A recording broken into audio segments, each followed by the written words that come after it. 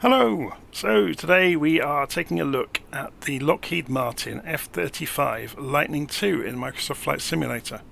It's been developed by IndiaFoxtEcho, and it actually came out quite some time ago.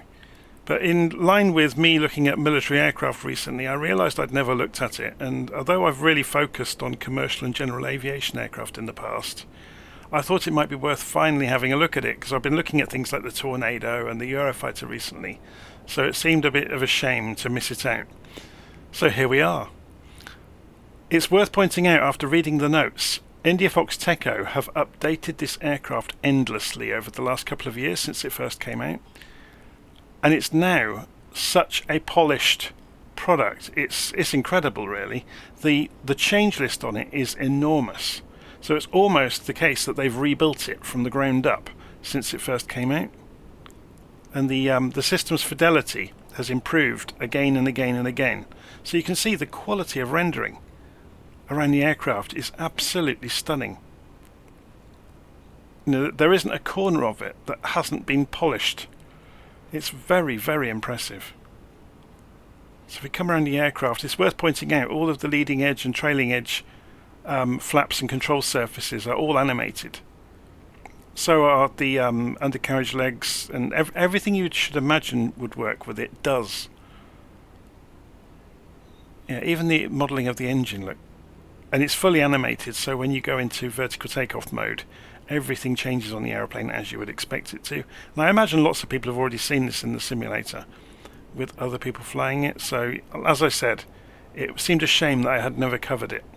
So we're going to take it for a test flight today and fly it around RAF Coningsby up in the north of England. So we'll see how we get on with it. Okay, so I'm going to put the drone camera to one side now, and we'll jump inside the aeroplane if I press the right key, and we'll see how we get on with firing it up. So I've written up my own checklist to start the aircraft, so I'll work through my checklist. I'll make it available as a download as I normally do.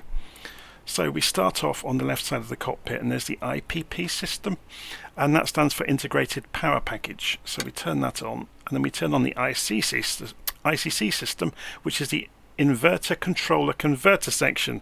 Now there's a mouthful. And then you turn on the batteries. So having done that, you can go and look at the primary screens over here. This is the PCD, or Panoramic Cockpit Display. So it starts up the right side of the aircraft first, and then within 2 minutes the left hand side will come online as well. And you get the same menu, so you can choose on these 4 quadrants what you show.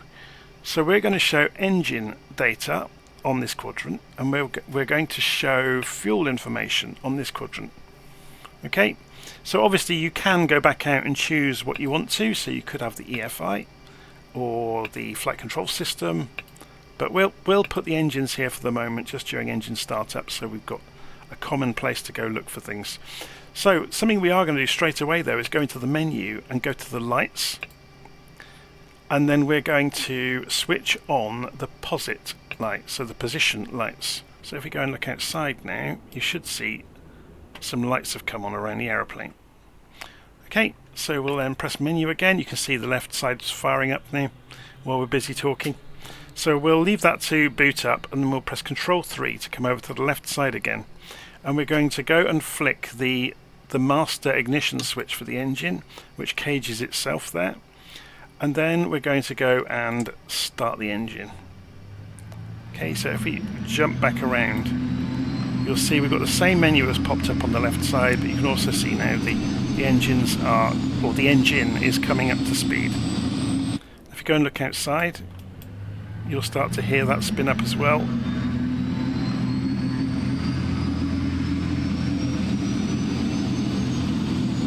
You'll start to see heat pouring out of it. There it goes. You can see the exhaust gas temperatures going up. You've got the N1 and N2 numbers increasing.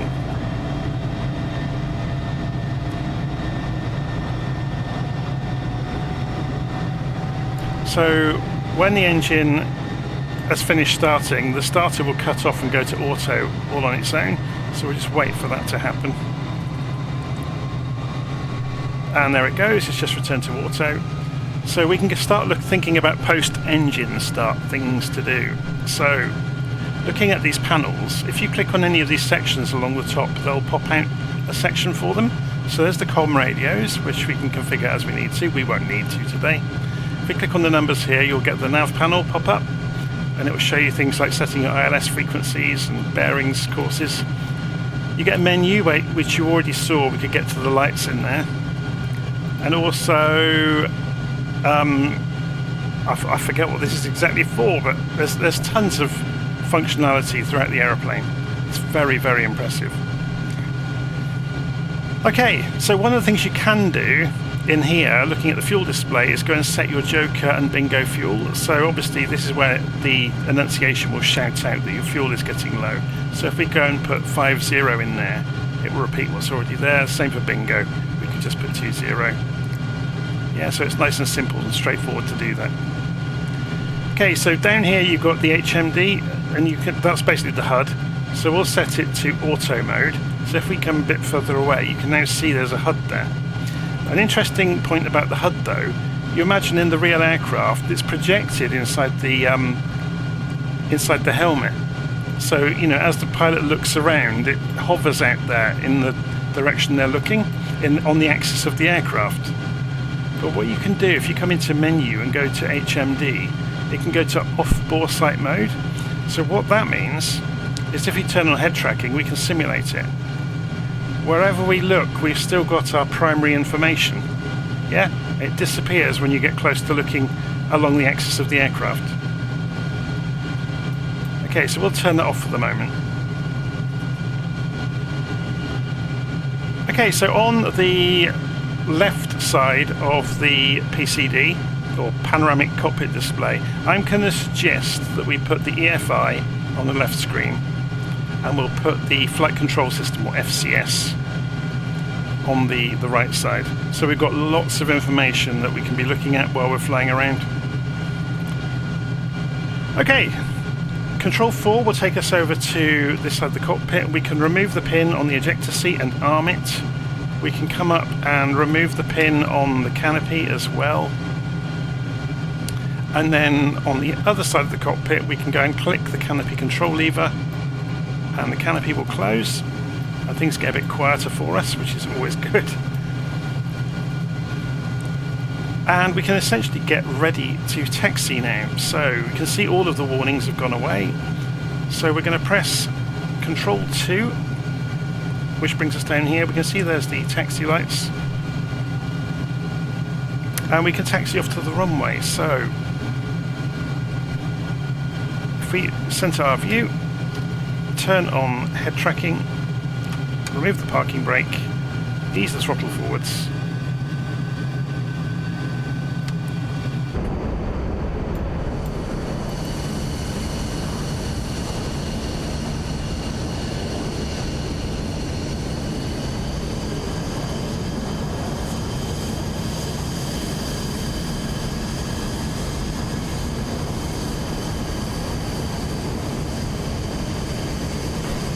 Certainly looks the part, doesn't it?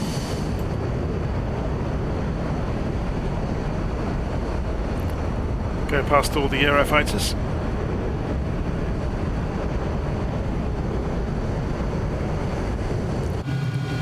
So it's looking inside. It's a bit quieter inside, isn't it?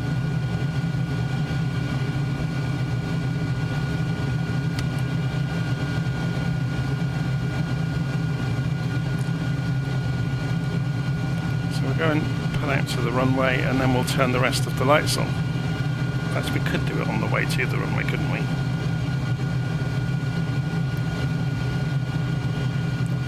So, to make that happen, we will go and click on menu, and then go to lights, and we can turn on the strobes and the formation lights, just to show you what they look like. So if I then go to the outside view, you can see we're now lighting the ground up with the strobes, and you can't see it very clearly now, but the strips have lit up around the aircraft.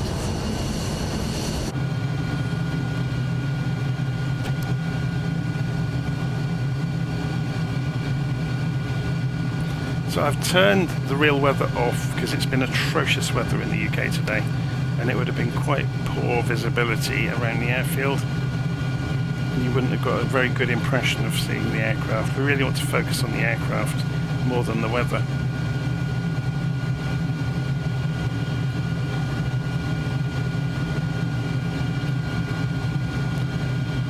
Okay. Just centering it up the head tracking there to make sure it's working correctly.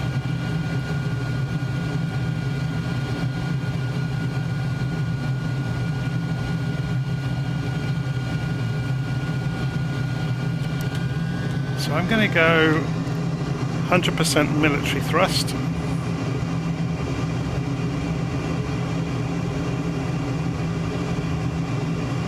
And rotate. And it comes off the runway very smoothly, so gear up.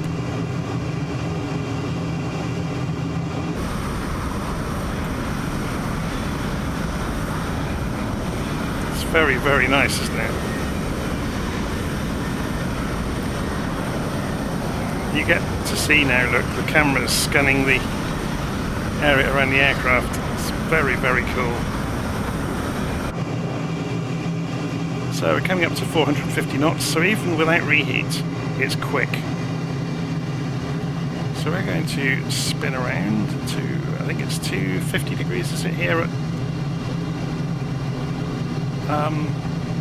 It's 70 and, yeah, 250.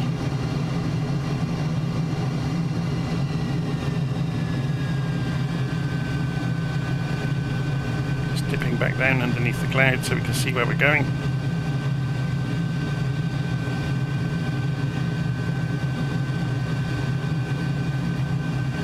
There we go, it's the reciprocal of the runway direction. And we'll level up. So there's Coningsby over there.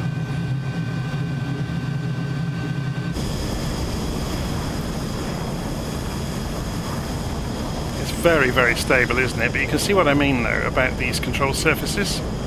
So we'll go and do a simple touch and go to see how it behaves, and then we'll do some aerobatics, and then we'll have a play with some of the vertical takeoff landing controls. It's very straightforward to fly. So we're just losing some speed on purpose.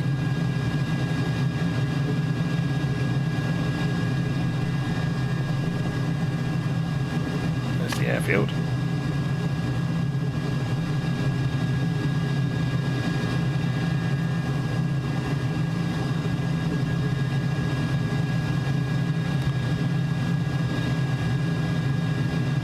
So we can brighten this up if we need to.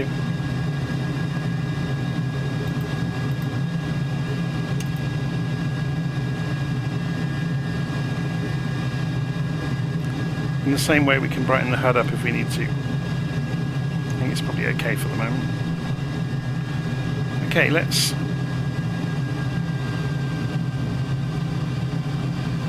turn the aircraft around. So look, check gear, it's warning me, so I'm going to go and put the gear down. Actually, would you like to see the animation there? It's very good, isn't it? There's the runway.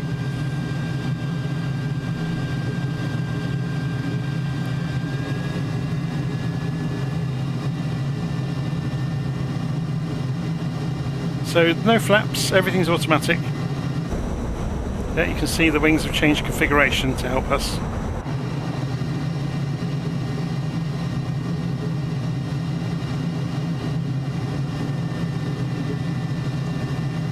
So we're looking for about 130 knots for a conventional landing.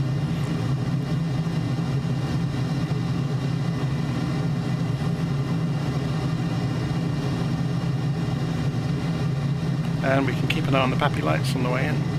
We're a little bit high probably at the moment.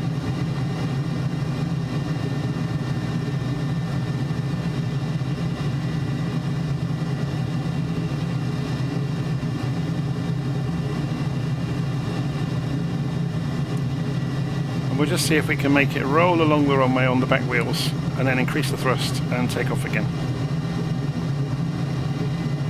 So just coming in, using the velocity vector to help us align.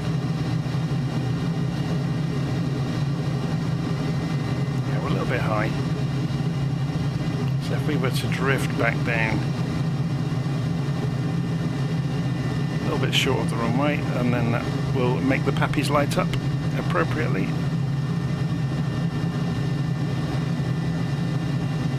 There we go.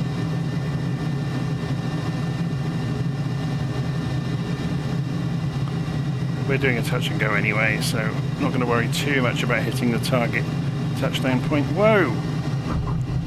Did you see that? Took my eye off the ball, and the aeroplane tried to help me. So let's do that again. Let's go and get this back on the centre line. Do our touch and go. So we got too slow. So it just shows you, even though it's fly-by-wire, it's not going to save you from yourself.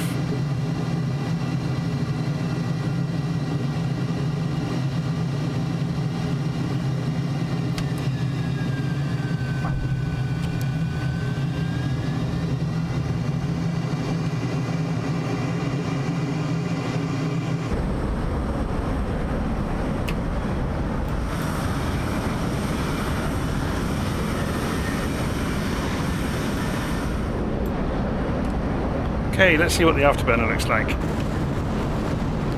Pretty fierce. Look at the shock cones. Oh my word. Diamonds, I should say. Very cool. So we are accelerating.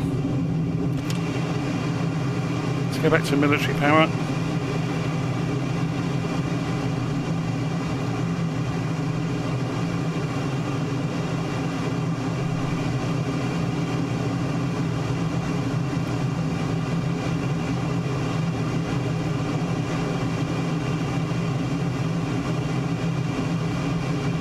Bring it round to a reciprocal.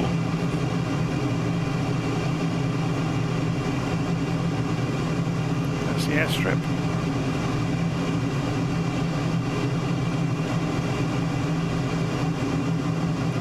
Accelerating as we go for 530 knots. Okay, let's open the engine up then. 540 knots, 550, 560. 570, so I think it will go supersonic. Let's just try that. Yes, we've gone supersonic. So it's simulating it the way that everybody's copied DCS with the way they visualize that, aren't they?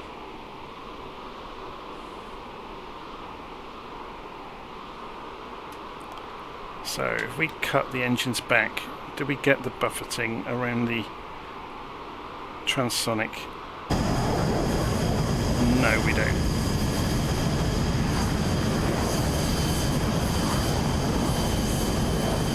But if we were to pull some high G maneuvers, let's see what happens. Yeah, you do get the air showing up as it gets compressed. It's very cool, isn't it?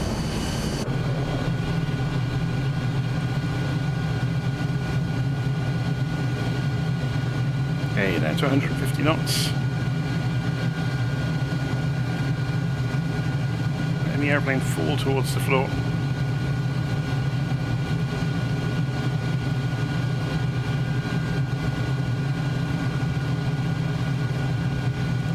Just shows that at high angles of attack, it will actually slow down in a dive.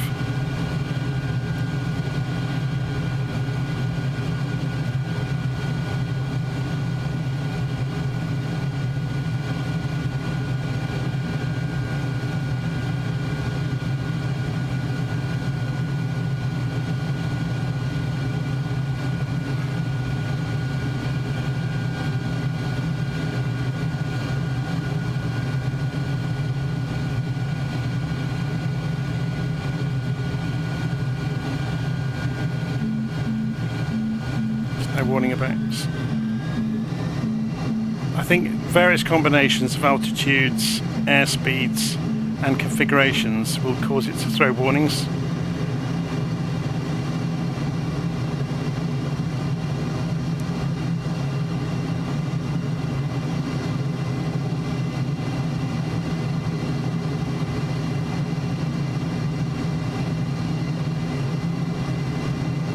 Let's just see where we are on the map, just to make sure. So we're going to come in runway 07.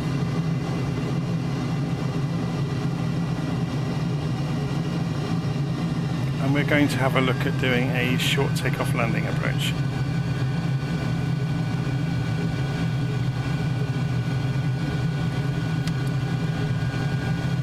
So we're doing 300 knots at the moment. So here comes the airfield.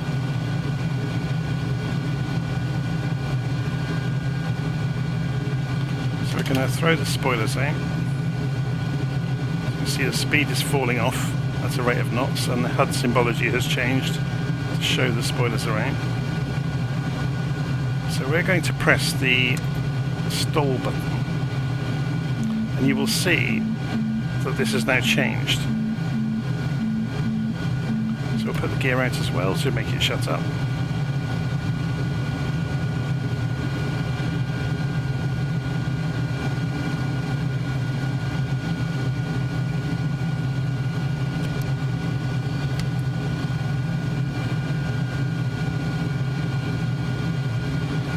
Now you'll notice on the symbology there's actually other buttons here as well, so you can go to hover mode, optionally.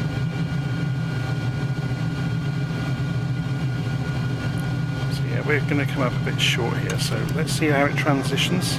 It will transition automatically back to normal flight. Notice it's gone and put a load of power in.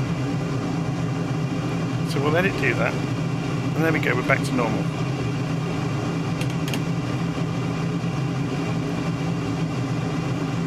It's interesting though, it almost has a program look. So let's go and bleed that speed back off that it's just gone and injected into the aeroplane.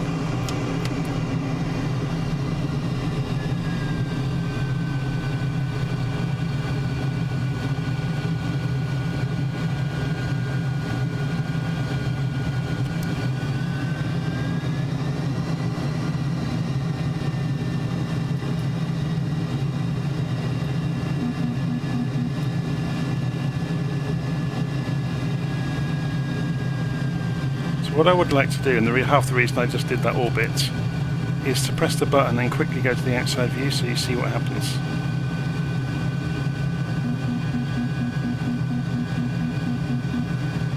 So we're getting stall warnings. Ready?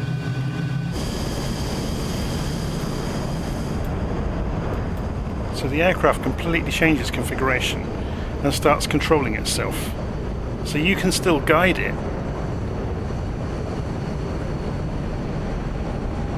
Yeah, so I can still use the stick to guide it a little bit, but the aeroplane's almost taken over.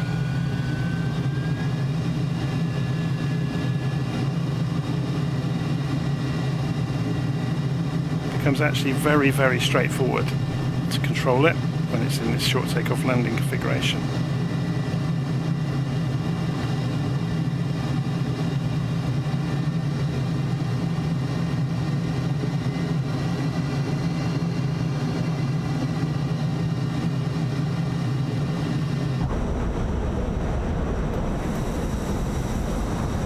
If we wanted to take off, we just pull back gently and it leaps into the air.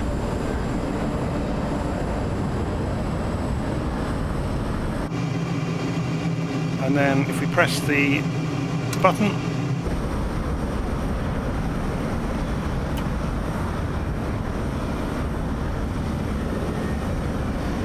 that was my bad, I caused that. I was pushing control inputs in as I pressed the button. But look how much power it has. It's crazy, isn't it? We're not even on reheat, look. That's just 100% military thrust.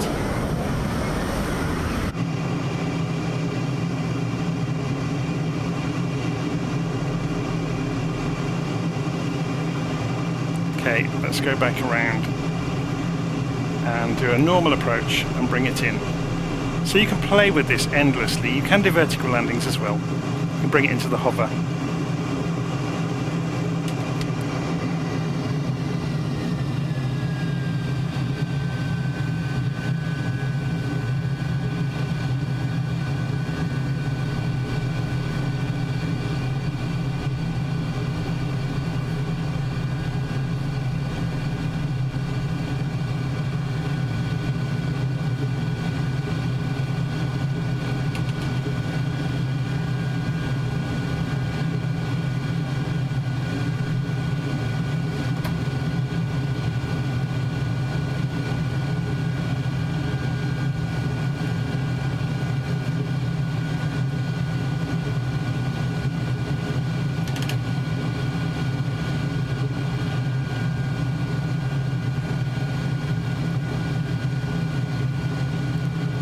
somewhere near a normal approach angle.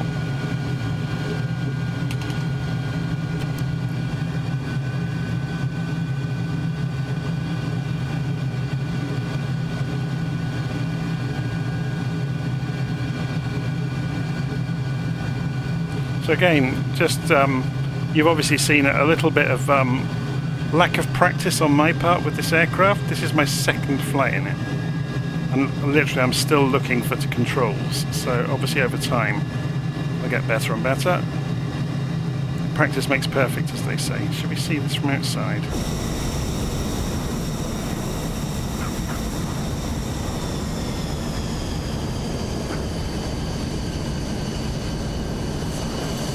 Oh, sim's frozen. Doesn't have pick its moments, doesn't it? Let's wait for it. There we go.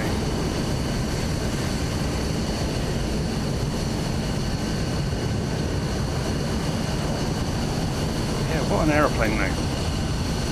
It's very cool. So I guess one of the natural things to do with it next would be take it over to the Mach loop. I'll be doing that another evening, I think.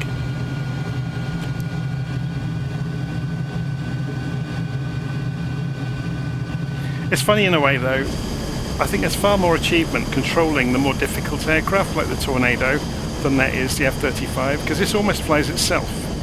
But I guess that follows the ideology that a fighter pilot shouldn't have to fight with flying the aeroplane. All he should have to do is point it in a direction.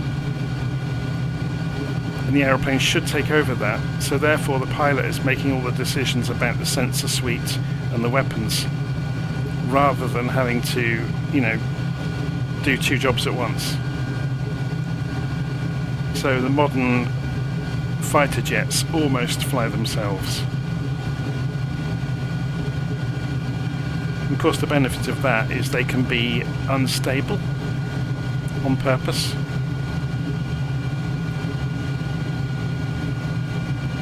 Okay, let's slow down. Onto the taxiway.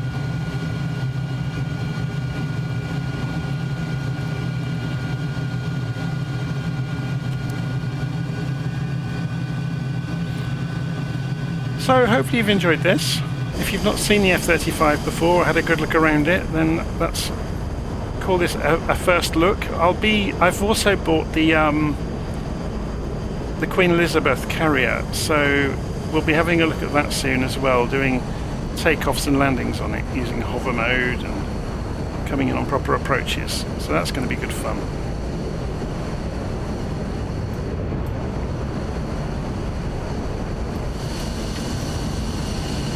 There you go, the F-35 in Flight Simulator.